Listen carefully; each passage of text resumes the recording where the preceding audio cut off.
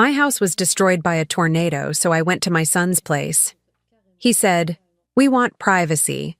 My girlfriend doesn't want you here." So I called my old high school love, a self-made millionaire. Nobody knew I still had his number. When he showed up and said 3 words, "I'm glad to have you here." Follow my story until the end and comment the city you're watching from so I can see how far my story has reached. My name is Wanda, and at 67 years old, I thought I had seen every kind of heartbreak life could throw at me. I was wrong. The tornado siren started wailing at 3:15 in the afternoon on a Tuesday that began like any other. I was in my kitchen, the same kitchen where I'd raised my son Marcus, preparing my usual afternoon tea. The weatherman had mentioned possible storms, but in Oklahoma, that was nothing new. We'd weathered dozens of them over the years. I should have paid more attention to the warnings. The wind picked up faster than I'd ever seen before. Within minutes, the sky turned an ominous green-black color that made my stomach clench with fear. I grabbed my emergency radio and heard the words that would change everything. Large tornado on the ground, moving northeast toward Meadowbrook subdivision. That was my neighborhood. I had maybe 10 minutes to gather what I could. My hands shook as I threw photo albums, important documents, and a few pieces of jewelry into a suitcase. 43 years of memories, and I could only save what fit in one bag. The wedding photo of Harold and me, Marcus's baby pictures, my mother's pearl necklace. Everything else would have to stay. The basement felt different that day, colder, more final. I huddled in the corner, clutching Harold's old sweater, listening to what sounded like a freight train tearing through my world above. The house groaned and creaked, fighting against forces far stronger than the sturdy frame Harold had been so proud of when we bought it in 1980. Then came the silence, that awful, hollow silence that means everything you knew is gone. When I finally climbed those basement steps, my legs barely held me up. Where my living room used to be, there was sky. Just open sky and debris scattered like confetti after a cruel celebration. The kitchen table where Marcus used to do his homework was embedded in what remained of the garage wall. My rose garden, the one I'd tended for 20 years, looked like it had been put through a blender. I stood there in the ruins of my life, still wearing Harold's sweater, and cried for the first time since his funeral 8 years ago. The neighbors, who were lucky enough to still have houses, took me in that first night.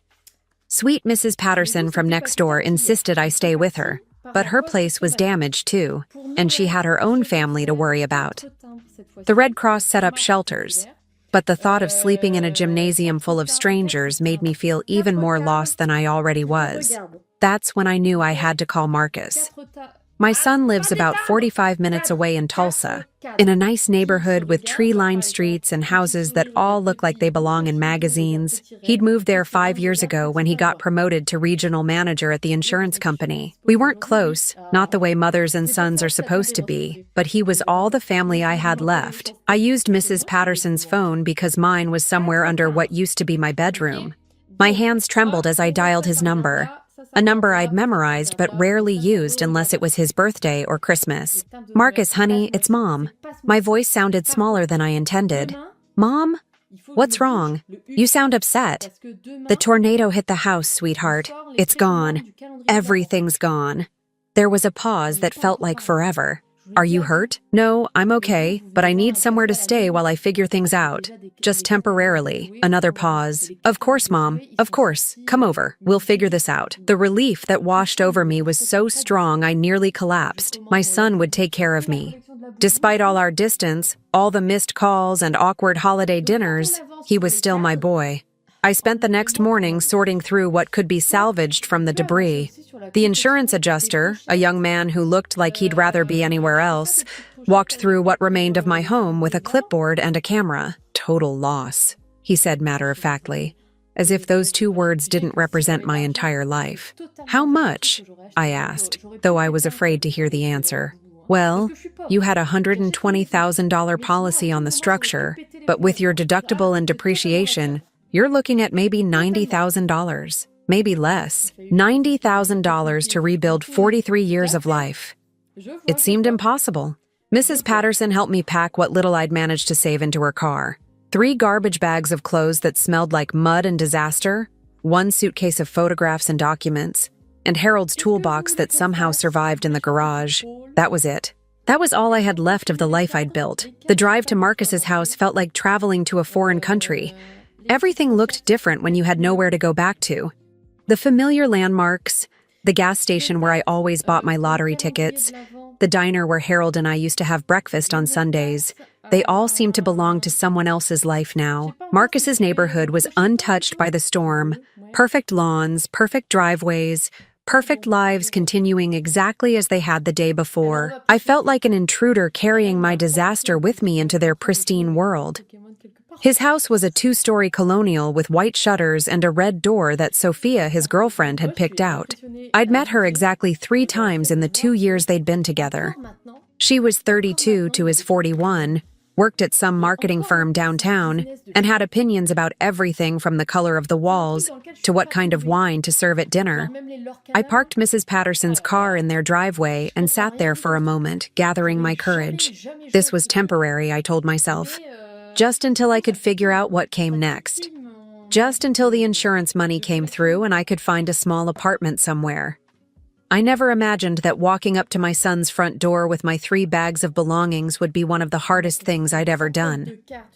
But as I raised my hand to knock, I felt a familiar sensation.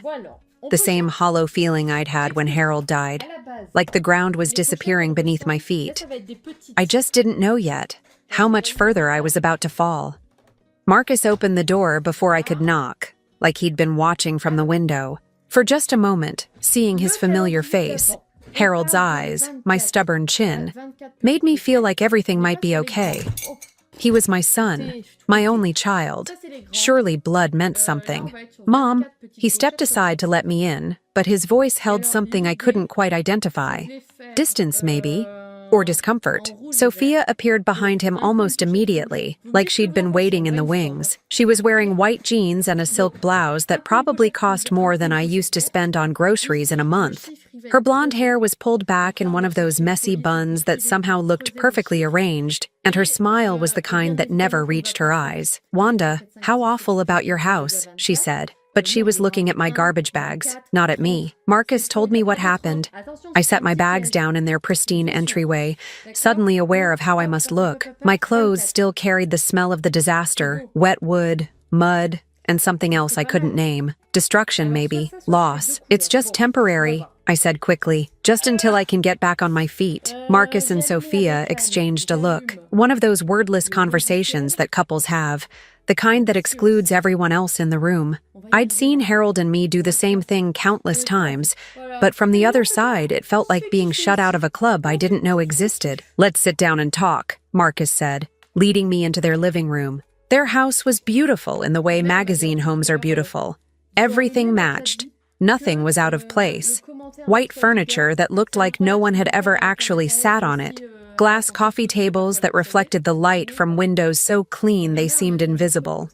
It was the kind of home that made you afraid to touch anything. I perched on the edge of their pristine sofa, my muddy shoes planted firmly on their spotless hardwood floors. Sophia noticed and winced slightly. "So what's the plan?" Marcus asked, settling into the chair across from me.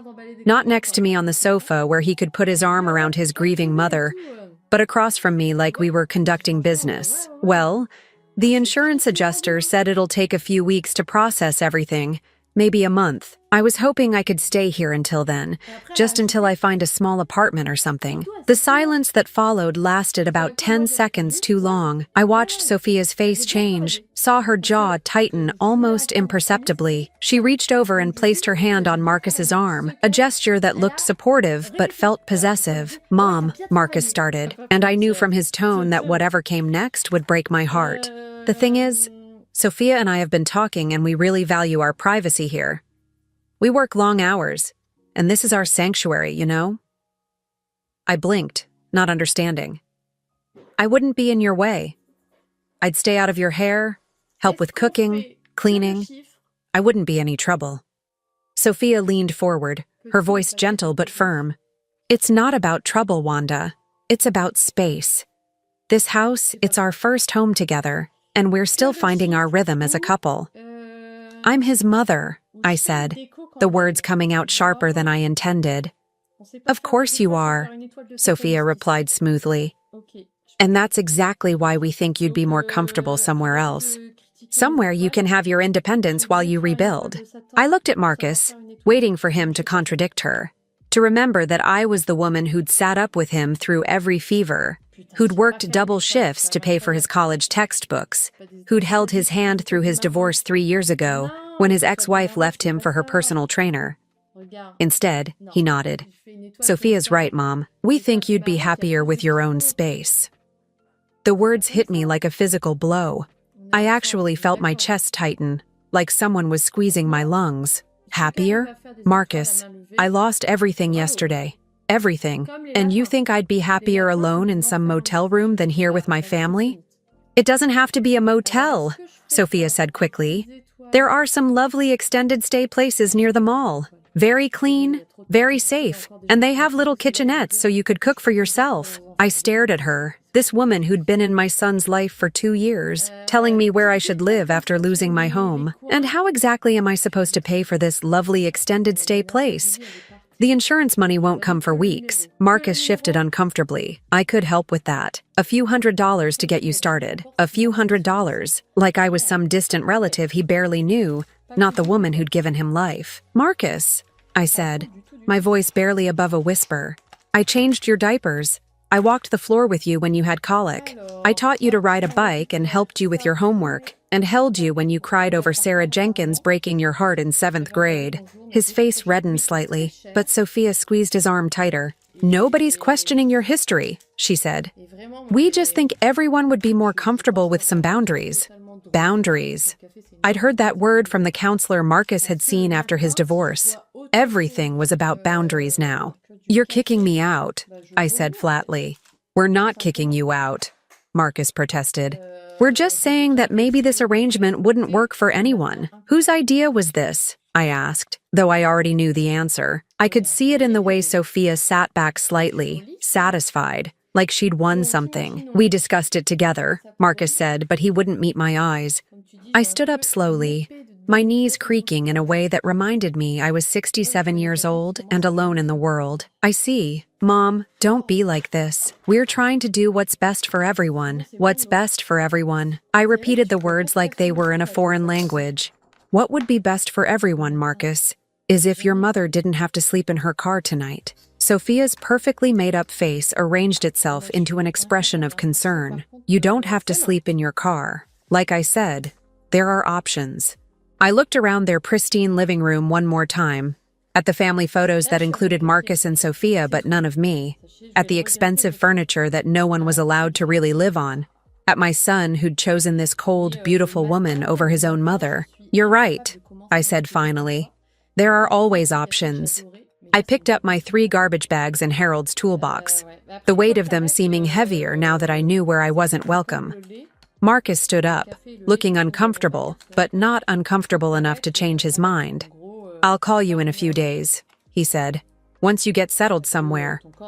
Don't bother, I said, surprised by how steady my voice sounded. I wouldn't want to intrude on your sanctuary. Sophia had the decency to look slightly ashamed, but not enough to speak up, not enough to say, wait, this is wrong. She's your mother. I walked out of that perfect house with its perfect couple and their perfect boundaries, and sat in Mrs. Patterson's borrowed car for a long time before I could bring myself to start the engine. Through their front window, I could see Marcus and Sophia talking, probably about how difficult I was being, how much drama I was bringing into their peaceful lives. The irony wasn't lost on me. I'd spent years after Harold died telling myself I was strong, independent, that I didn't need anyone. Now, when I actually needed help, I discovered that independence is a luxury you can only afford when you have choices. I drove to the Walmart parking lot and sat there as the sun went down, trying to figure out where a 67-year-old woman with $93 in her purse and 3 bags of tornado-damaged belongings was supposed to sleep. The car was getting cold, and I had maybe 2 hours before the security guard would notice me and ask me to move along. That's when I remembered the business card I'd been carrying in my wallet for almost 50 years, yellow with age and soft from being handled. A card I'd never thought I'd actually use, from a boy I'd loved when the world was young and everything seemed possible. James Morrison, the boy who'd promised to come back for me someday, before life got in the way and someday never came. I pulled out my phone and stared at the faded numbers on the card, wondering if they were even still good, wondering if he was even still alive, wondering if I had the courage to find out. I spent 3 nights sleeping in that borrowed car before I found the courage to make the call. 3 nights of waking up with a crick in my neck and the taste of shame in my mouth. 3 nights of moving from parking lot to parking lot so security wouldn't notice the elderly woman living in her vehicle. 3 nights of using gas station bathrooms to wash my face and brush my teeth, avoiding eye contact with my reflection because I couldn't stand what I saw there. The business card felt like tissue paper between my fingers, worn soft from 5 decades of being carried but never used. James Morrison, it read in faded blue ink. Below that, a phone number with an area code I didn't recognize. On the back, in my own young handwriting, always remember W. I'd written those words when I was 17 years old, believing with the absolute certainty of youth that James Morrison would be the great love of my life. He was 18, with dark hair that fell across his forehead and eyes the color of summer storms. He worked at his father's auto shop after school and dreamed of bigger things, of building something that mattered. We'd dated for 8 months, which at 17 felt like forever. He used to take me to the old quarry outside town, where we'd sit on the hood of his beat-up Chevy and talk about our plans. He was going to start his own business, he said. Something with construction, maybe, or real estate. Something that would make him rich enough to give me everything I deserved. "I'm going to come back for you, Wanda," he'd promised the night before he left for college in California. "I'm going to make something of myself, and then I'm going to come back and marry you." But 17-year-old promises have a way of fading when real life takes over. He wrote letters at first, long, passionate letters full of dreams and plans. I wrote back, telling him about my secretarial classes, about my job at the bank, about how I was waiting for him just like I'd promised. Then the letters became shorter, less frequent. When I met Harold 6 months later at a church social, James felt like a beautiful dream I'd had once, too good to be real. Harold was steady, reliable, already 25 with a good job at the phone company. He didn't promise me the world, but he promised me a home, a family, security. When he proposed after 4 months of courtship, I said yes. I tucked James's business card into my wedding dress pocket, a secret talisman I couldn't quite bring myself to throw away. Now, 50 years later, sitting in a car that wasn't mine in a Walmart parking lot, I wondered what had become of that dreamy boy with the storm-colored eyes. I'd kept track of him sporadically over the years, the way you do with first loves. Through mutual friends, I'd heard he'd made good on his promises, started a construction company that grew into something big, never married, which surprised people. Too busy building his empire, they said.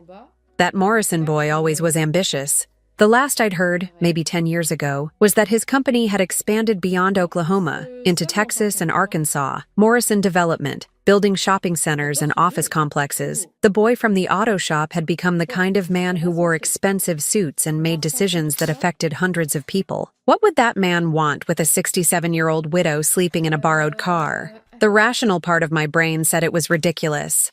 Pathetic, even. You don't call someone after 50 years because your life has fallen apart. You don't reach out to your teenage boyfriend when you're old and desperate and have nowhere else to turn.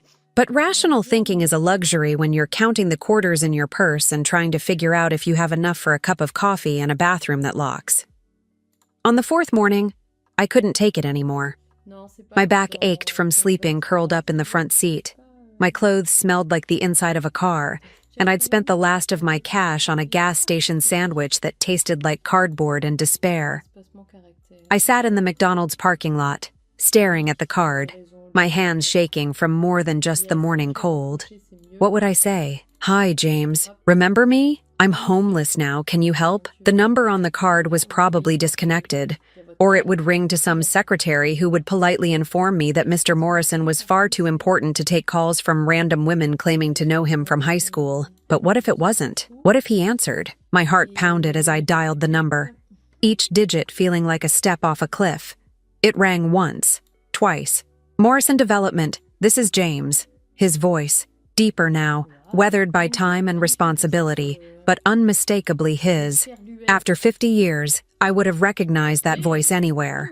I almost hung up, almost pressed the end call button and drove away to figure out some other solution.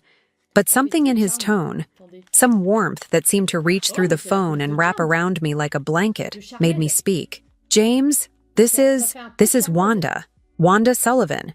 Well, it's Wanda Peterson now, but it used to be Sullivan. Silence. Long enough that I thought maybe the call had dropped, or maybe he'd hung up, or maybe he had no idea who I was. Then, Wanda, just my name, spoken like a prayer or a wonder, like he couldn't quite believe it. I'm sorry to call you like this. I rushed on, the words tumbling over each other in my desperation to explain before he could hang up.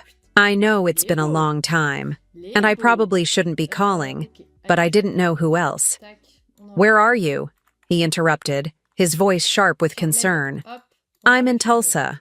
Well, sort of. I'm in a parking lot in Tulsa, and I know this sounds crazy, but my house was destroyed in the tornado last week, and my son, he doesn't want me to stay with him, and I don't have anywhere to go. The words came out in a rush, each one harder than the last to say.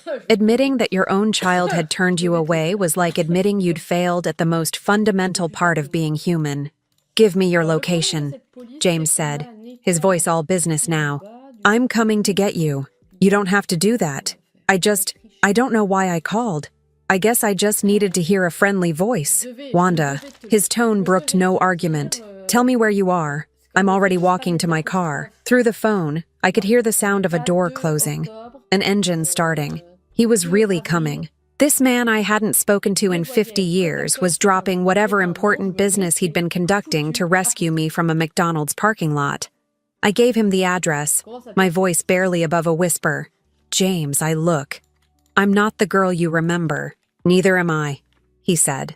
And I could hear the smile in his voice. But I've been waiting 50 years for this call. After we hung up, I sat in that parking lot for 2 hours, alternating between panic and disbelief. What was I doing? What were we doing? This was insane. You couldn't just pick up relationships after 5 decades like you were continuing a conversation from yesterday. But as I watched the entrance to the parking lot, waiting for a car I wouldn't recognize carrying a man who might not recognize me, I felt something I hadn't felt since the tornado sirens first started wailing. Hope. Maybe it was foolish hope. Maybe it would lead to more disappointment, more heartbreak. But it was hope nonetheless, and at 67 years old with nothing left to lose, hope was worth the risk. At 11:37 exactly, a silver Lexus pulled into the parking lot, moving slowly like the driver was looking for something, or someone. I watched through my windshield as the car approached, my heart hammering against my ribs like a bird trying to escape its cage. The windows were tinted, so I couldn't see inside, but something deep in my chest told me this was him. The car stopped 3 spaces away from mine, and the driver's door opened. Even after 50 years, even with gray hair and lines around his eyes, even carrying the weight of decades I hadn't shared with him, I knew him immediately.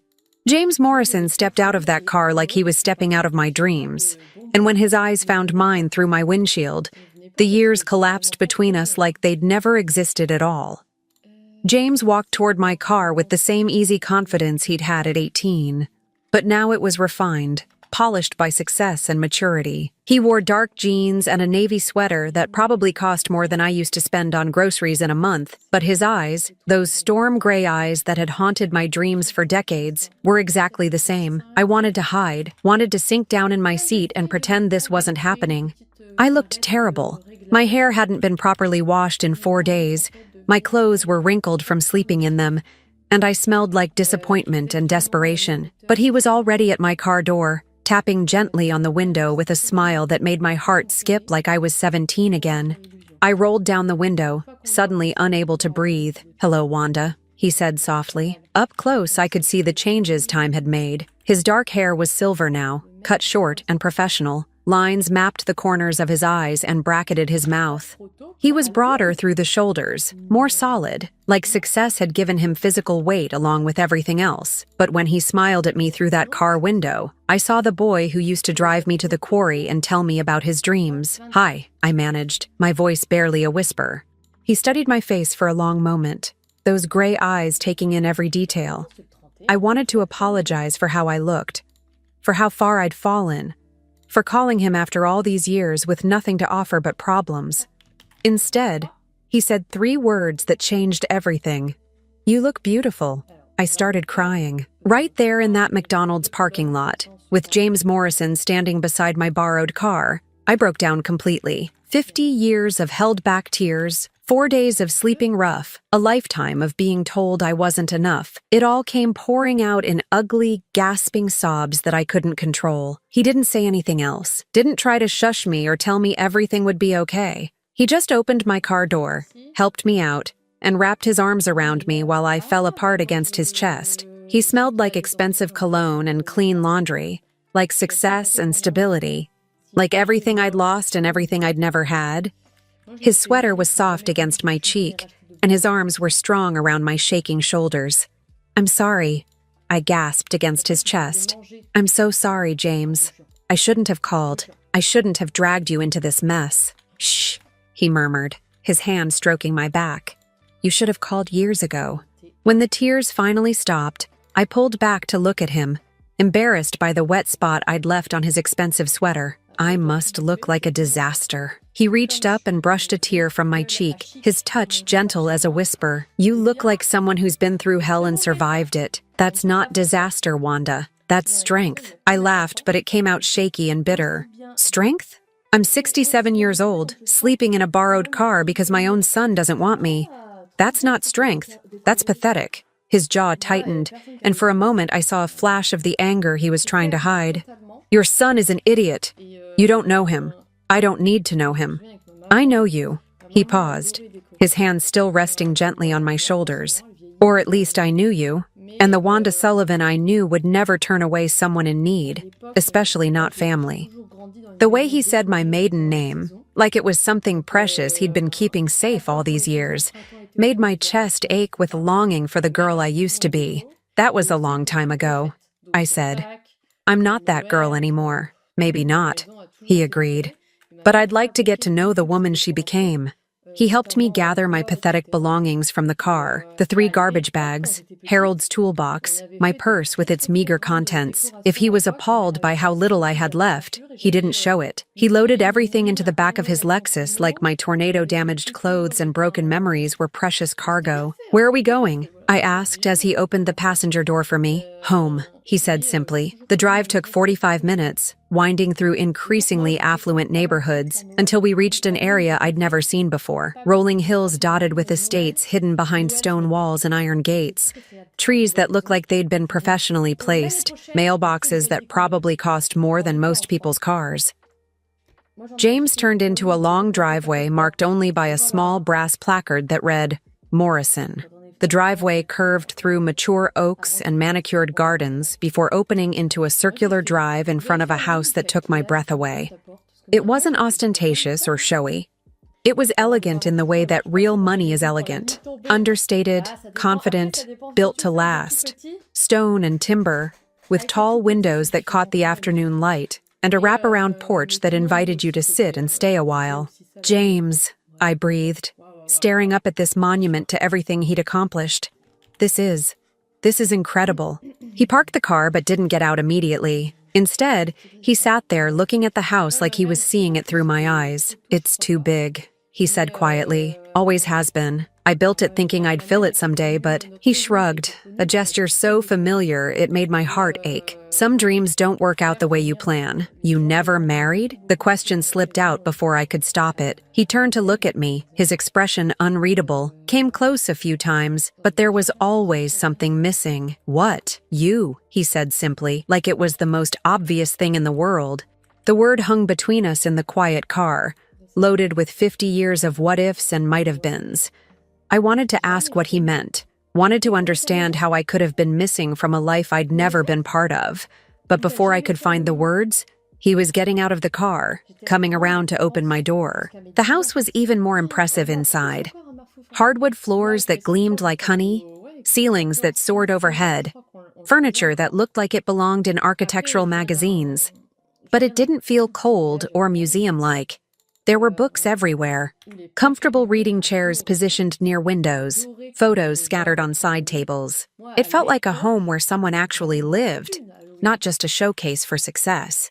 "Are you hungry?" James asked, leading me into a kitchen that was bigger than my entire living room had been. I was just about to make lunch when you called. I realized I was starving. The gas station sandwich from yesterday felt like a week ago, and my stomach was cramping from emptiness and nerves. "I don't want to be any trouble," I started, but he cut me off with a look. "Wanda, stop. You're not trouble. He paused, searching for words. "You're the answer to a question I've been asking for 50 years. While he cooked, and he could actually cook, moving around that enormous kitchen with the ease of someone who'd learned to take care of himself, I studied the photographs scattered around the room. James at groundbreaking ceremonies, cutting ribbons, shaking hands with important-looking people. James with various women at charity galas and business dinners. Always smiling, but never looking quite complete. "Tell me about your life," he said, setting a plate of perfectly grilled chicken and roasted vegetables in front of me. "Tell me about Harold, about your son, about everything I missed." So I did. Over a lunch that tasted like heaven after days of gas station food, I told him about my marriage to Harold, steady, comfortable Harold who'd given me security and companionship, if not passion. About Marcus, the baby I'd wanted so desperately and loved so fiercely, who'd grown up to be a stranger who valued his girlfriend's comfort over his mother's needs. I told him about the years of being a good wife, a good mother, a good widow, about the tornado that had taken everything I owned and the sun who'd taken everything I had left. James listened without interrupting, his gray eyes never leaving my face. When I finished, he was quiet for a long moment. "I'm sorry," he said finally. "I'm sorry about Harold, about your house, about your son. But I'm not sorry you called me." "Why?" The question came out smaller than I intended. He reached across the table and took my hand in his, still strong, still gentle, still capable of making my heart race after all these years. "Because I never stopped loving you," he said quietly. "Because every business deal I made, every success I achieved, every dollar I earned, it was all so I could be worthy of you when you came back to me." "James, I know it sounds crazy. I know 50 years is a long time and we're different people now. But when I heard your voice on that phone today, it was like the missing piece of my life finally clicked into place." I stared at our joined hands, his tanned and manicured, mine work-worn and showing every day of my 67 years. "I'm not the girl you remember." "No," he agreed. "You're better. You're real. You've lived and loved and lost and survived. That 17-year-old girl was beautiful, but she was just potential. You're the woman that potential became." The words settled around my heart like a warm blanket, healing wounds I didn't even know I still carried. For the first time in longer than I could remember, I felt seen, not as someone's mother or someone's wife or someone's burden, but as myself. "What happens now?" I asked. James smiled, that same devastating smile that had made me fall in love with him when the world was young. "Now we figure out what the rest of our lives look like. Together. If you'll have me." As I sat in his beautiful kitchen, full of good food and possibility, I realized that sometimes the tornado that destroys your old life is just making room for the life you were always meant to have. Living with James was like discovering a version of myself I'd forgotten existed. The first week was awkward, tiptoeing around each other like polite strangers sharing space. He gave me the entire guest wing of his house, a bedroom larger than my old living room, a private bathroom with a soaking tub that could fit 2 people, and a sitting area overlooking his gardens. I felt like I was staying in a luxury hotel, afraid to touch anything or leave too much evidence of my presence. But James was patient in the way that successful men learn to be, and gradually, I began to relax. He had a housekeeper, Maria, who came 3 days a week, but on the other days, I found myself cooking for him. It started small, making coffee in the morning, preparing simple lunches, but James appreciated everything with the enthusiasm of someone who'd been eating catered meals and restaurant food for decades. "This is incredible," he said one evening, savoring the pot roast I'd made using Harold's mother's recipe. "I haven't had a home-cooked meal like this in years." "It's nothing fancy," I protested, but inside I glowed. When was the last time someone had appreciated my cooking? Marcus used to complain that I made the same 5 dishes over and over. Sophia had once suggested I try more contemporary flavors for family dinners. James shook his head. "It's perfect. You're perfect."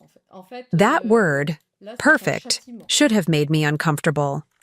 I was 67 years old, with gray roots showing and laugh lines that had turned into permanent creases. My hands were spotted with age, my body soft in places that used to be firm. I was anything but perfect. But when James looked at me, I saw myself reflected in his eyes as someone beautiful, someone worthy of love and attention and gentle care. We fell into routines that felt as natural as breathing. Morning coffee together on the back porch, where James would read business reports and I would watch the birds at his elaborate feeders. Afternoon walks around his property, where he showed me the gardens he'd planted himself, and the greenhouse where he grew orchids as a hobby. Evenings were for talking. We had 50 years to catch up on, and we did it slowly, carefully, like archaeologists examining precious artifacts. I told him about the lean years after Harold died, when I'd worked at the department store to make ends meet, about the loneliness of widowhood, the way people treat you like half a person once your husband is gone. He told me about his business, how it had grown from a small construction company into a development empire with projects across 3 states. About the women he'd dated over the years. Intelligent, accomplished women who looked perfect on his arm at charity galas, but never made him feel complete. "There was this one woman," he said one evening as we sat by his fireplace, rain drumming against the windows. "Rebecca. She was a lawyer, brilliant, beautiful. Everyone said we were perfect for each other." I felt a stab of jealousy that surprised me with its intensity. "What happened?" "I proposed to her," he said quietly. "On Christmas Eve, 5 years ago. Big production, restaurant overlooking the city, ring from Tiffany, everything she'd said she wanted. And she said yes. We planned the wedding for the following Christmas, but as the date got closer, I kept having this feeling that something was wrong. Not with her. She was everything anyone could want in a wife. But with me." He paused, staring into the fire. "The night before the wedding, I called it off." "James, no. What did you tell her?" "The truth." He looked at me then, his gray eyes serious. "That I was still in love with a girl I'd known 50 years ago, and it wouldn't be fair to marry her while my heart belonged to someone else." The words hit me like a physical blow. "You called off your wedding because of me? Because of the memory of you? Because of the possibility that someday, somehow, you might need me, and I'd be here waiting?" I stared at him, this successful, handsome man who could have had anyone, and tried to process what he was telling me. "That's crazy, is it?" He leaned forward, taking my hands in his. "Is it any crazier than you keeping my business card in your wallet for 50 years? He was right, of course. We were both crazy, both living with ghosts of what might have been. But somehow, against all odds, our particular brand of insanity had brought us back together. 3 weeks into my stay, Marcus called. I was in James's kitchen, making dinner and humming to myself. Actually humming, something I hadn't done in years, when my phone rang. Marcus's name on the screen made my stomach clench with familiar anxiety. "Hi, honey," I said, trying to keep my voice neutral. "Mom." His tone was strange, carefully controlled. "I've been trying to reach you. Your phone keeps going straight to voicemail." That was true. I'd been screening my calls, not ready to deal with whatever guilt or obligation Marcus might throw at me. "I've been busy." "Busy doing what? Mrs. Patterson said you moved out of the extended stay place weeks ago. Where are you living?" I looked around James's beautiful kitchen, at the fresh flowers he'd brought home that morning, at the expensive wine glasses sitting on the counter. "I'm staying with a friend." "What friend?" "Mom, You don't have any friends with money? His assumption stung, partly because it had been true for so long. After Harold died, I'd let most of my friendships fade, too tired and too proud to maintain relationships when I had nothing to offer in return. You'd be surprised, I said coolly. There was a pause, and I could practically hear him processing this information. Mom, I think we need to talk. Sophia and I have been discussing the situation, and we think maybe we were too hasty. Maybe you could stay in our guest room for a while, just until you get back on your feet. The offer that would have meant everything to me a month ago now felt hollow, insulting even. What changed your mind? Another pause. We realized we might have been too focused on our own needs. Families should stick together. What he meant, I realized, was that he'd probably heard through the neighborhood gossip network that his mother wasn't living in a shelter anymore. Someone had mentioned seeing her with a well-dressed man in an expensive car. Marcus was curious, and curiosity had made him generous. That's very kind of you, I said, but I'm perfectly happy where I am. Mom, you can't just move in with some stranger. It's not safe. What do you even know about this person?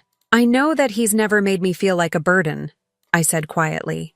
I know that he values my company and appreciates my cooking and tells me I'm beautiful every single day. The silence that followed was so long I thought he might have hung up. Is this some kind of relationship? Marcus finally asked, his voice tight with something I couldn't identify. Disapproval? Embarrassment? I don't think that's any of your business, I said, surprising myself with my directness. Of course it's my business. You're my mother. I'm worried about you being taken advantage of. Like you took advantage of me? The words came out before I could stop them, sharp and bitter. Mom, that's not fair, isn't it? You turned me away when I needed help most.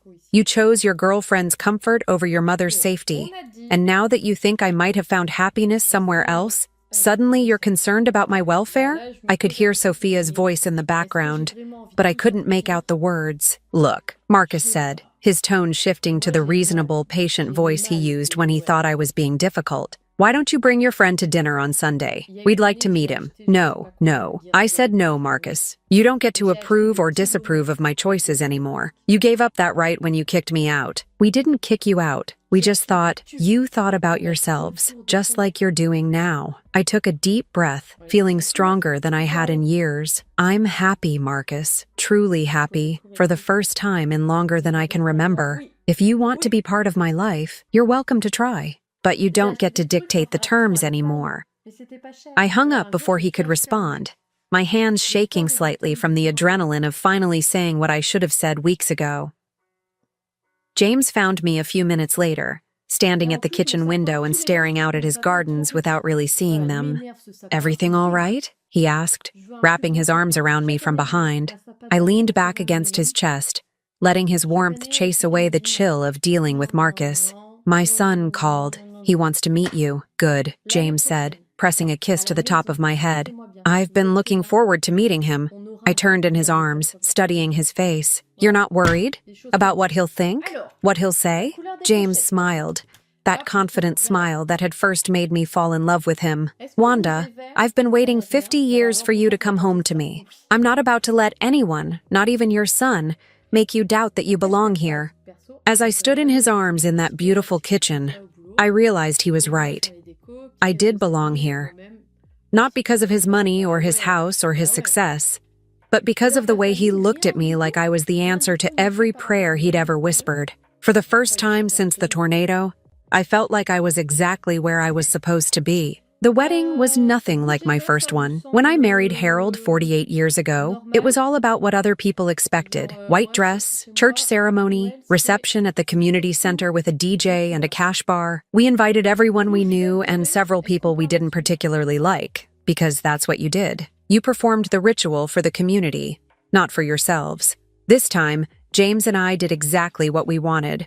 The ceremony took place in his back garden on a crisp October morning, 6 months after that phone call in the McDonald's parking lot. The minister was an old friend of James's, and the only witnesses were Maria the housekeeper and Thomas, James's business partner and best friend for 30 years. I wore a simple blue dress that James said brought out my eyes, and he wore a charcoal suit that made him look distinguished and handsome. No fuss, no fanfare, no stress about impressing anyone.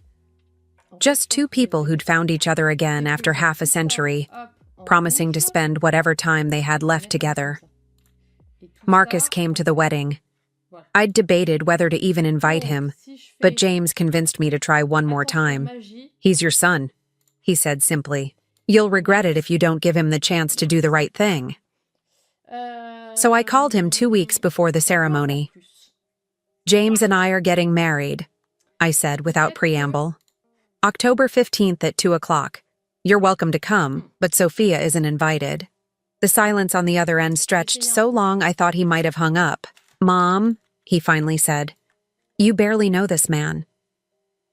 I've known him longer than I knew your father when I married him. That was different. You were young then. Yes, I was. And I made choices based on what I thought I should do, not what I wanted to do. I'm not making that mistake again. Another pause. What about Sophia? She's part of my life. If you can't accept her, I can accept her, I interrupted. But I won't be manipulated by her. She made it clear that I wasn't welcome in your home when I needed help. Now she's not welcome at my wedding. Actions have consequences, Marcus. He showed up alone, looking uncomfortable in a suit that probably cost more than my monthly grocery budget used to be. He shook hands with James politely, made appropriate small talk, and even managed to smile when the minister pronounced us husband and wife. But I could see the calculation in his eyes, the way he took inventory of James's house, his car, the obvious markers of wealth. This wasn't about supporting his mother's happiness. This was about positioning himself for whatever might come next. After the ceremony, as we sat around James's dining table sharing the simple lunch Maria had prepared, Marcus cleared his throat. So, James, he said with the kind of forced casualness that immediately put me on alert. Mom mentioned you're in development. That must be interesting work. James smiled, but I caught the slight tightening around his eyes. He recognized what was happening, too. It has its moments. I'm in insurance myself. Commercial properties, mostly. We should talk sometime about potential synergies. Perhaps, James said mildly, then changed the subject to something safer. But Marcus wasn't deterred. Over the following weeks, he began calling regularly, something he hadn't done in years. He'd ask about my health, my happiness, how I was adjusting to married life. But somehow, every conversation ended up circling back to James's business, James's investments, James's plans for the future. The worst part was watching him try to charm James during our occasional dinners together. Marcus had inherited his father's natural salesmanship, and he deployed it like a weapon, regaling James with stories designed to show what a devoted son he was, how much he'd always appreciated everything I'd done for him. It was all lies, of course. Revisionist history designed to position himself as the loving child who deserved to benefit from his mother's good fortune. James saw through it immediately, but he was too polite to say anything directly. Instead, he'd squeeze my hand under the table during Marcus's performances, a silent reminder that he understood exactly what was happening. Sophia, meanwhile, had apparently decided that if she couldn't beat me, she'd join me. She started sending little gifts, expensive candles, gourmet chocolates, a silk scarf that probably cost more than I used to spend on clothes in a year. Each gift came with a card expressing how happy she was that I'd found love again, how she hoped we could start fresh. She's trying to buy her way back into your good graces, James observed one evening as I unwrapped yet another peace offering. I know, I said, setting aside the cashmere throw she'd sent. The question is, what does she think she's buying? We found out 3 months later. Marcus called one evening while James was at a business dinner, his voice tight with forced concern. Mom, I need to ask you something, and I hope you won't be offended. My stomach clenched. What is it? Have you and James discussed what happens to his assets when, well, in the future? There it was. The question he'd been building up to for months. Marcus, that's an incredibly inappropriate thing to ask. I'm just worried about you.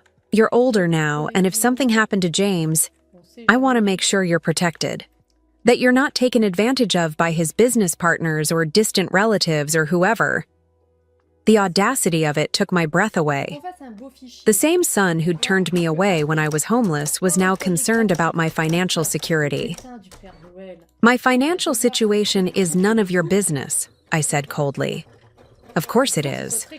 You're my mother. If you need help, when I needed help, you turned me away.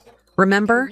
You and Sophia decided I would be too much trouble, too disruptive to your perfect little life. Mom, we've talked about this. We made a mistake. Yes, you did.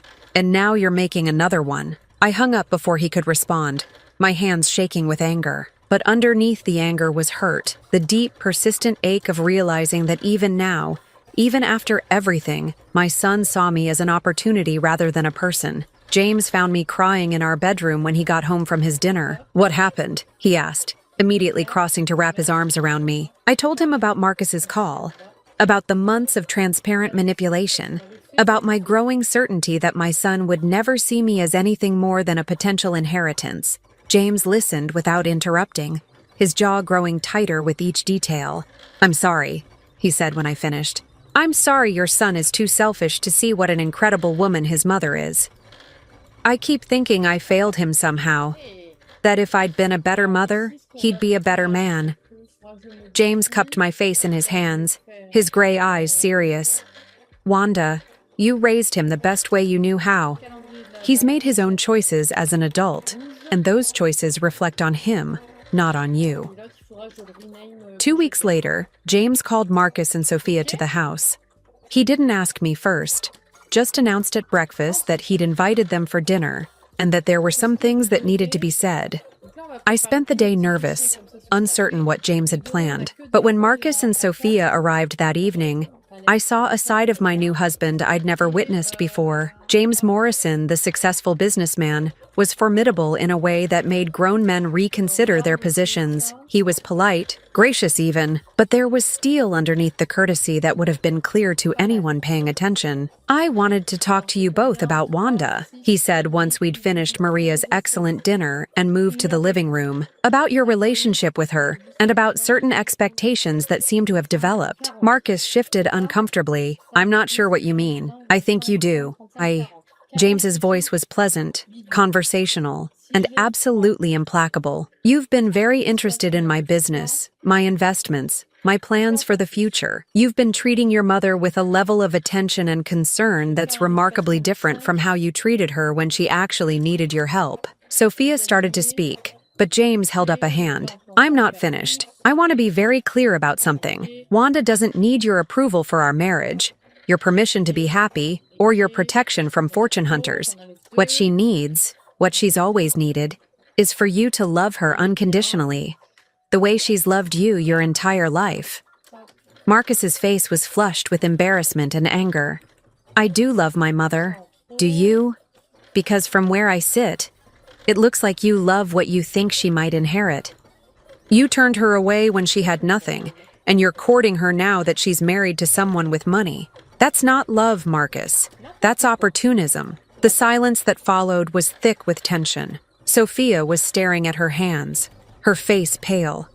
Marcus was glaring at James with undisguised resentment. I think, James continued quietly, that you need to decide what kind of relationship you actually want with your mother. If you want to be part of her life because you genuinely care about her happiness, you're welcome here anytime. But if you're here because you think there's something in it for you, you're wasting everyone's time.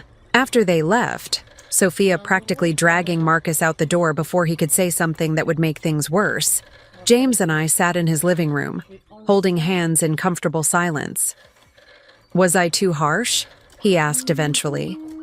I thought about it, about the years of taking Marcus's calls out of obligation rather than joy, about the way he'd made me feel like a burden rather than a blessing.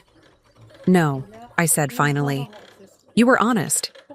Maybe for the first time in his life, someone told him the truth about his behavior. That was 8 months ago.